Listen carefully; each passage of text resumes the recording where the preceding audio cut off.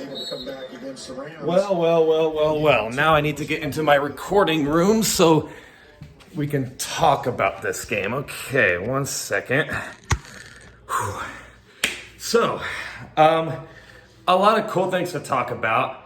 And I need to keep my cool about so many things. And when I say so many things, I mean Arthur Smith.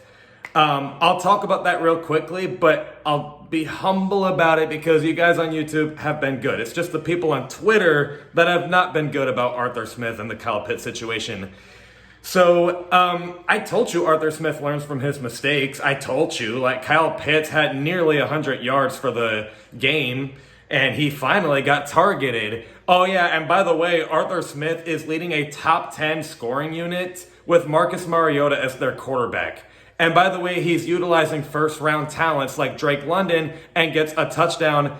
And by the way, he turns players' careers around like Cordero Patterson to get another 120-plus yard game with a sick hurdle and truck on a Seahawks defender. And Marcus Mariota had a really good game. So just wanted to point that out there. I don't think it's time to fire Arthur Smith. Anyway, so the Falcons actually had a really, really good game. Well, okay, a good offensive game.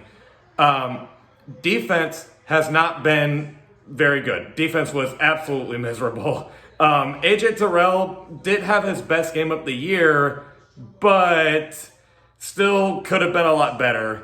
Michael Walker and Richie Grant also made some pretty big plays. Obviously, Richie Grant sealing the game, but they still also could have been better.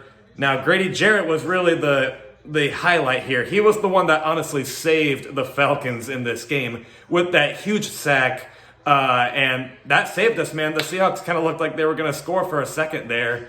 That drone thing, I'm not going to comment on that. I don't know what's going on there. I don't think it was the drone that ruined the momentum. It was simply just a little mistake by, the little read option that they tried to get down, but it failed.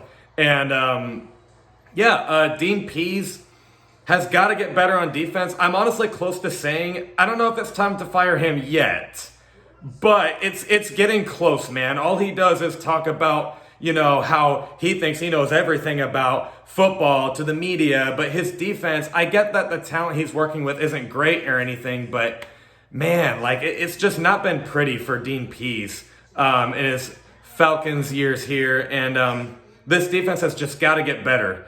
I've just been so worried about this pass rush all freaking offseason, and man, it is just not produced ever since that Saints game. And this was actually a pretty poor Seahawks offensive line, so that's not good. So really, the defense as a whole just was not good, though players did step up at times like Grady Jarrett and AJ Terrell, Richie Grant, Michael Walker. Offensive line, I probably did overrate during the season. I'll admit that one. Offensive line didn't really have a good game. Marcus Mariota had himself a great game. Our receivers did great. Kyle Pitts, Olamide Zaccheaus, and Drake London. And my man, Cordero Patterson. I think we're all pretty happy we kept him and signed him on another year contract. And yeah, great win for Arthur Smith. This is like a very similar start to last year where they lost the first two games.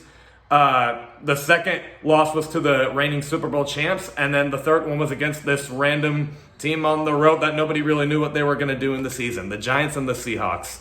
So great win here, and just like week 4, we have a home game, and we have to play a pretty good competitive team, and we just have to hope that we can get the win here versus the Browns. Playing without Deshaun Watson is a plus for us, but man, we have to step up on defense for sure. But that's all I got. Let me know what you guys think in the comments below, and rise up.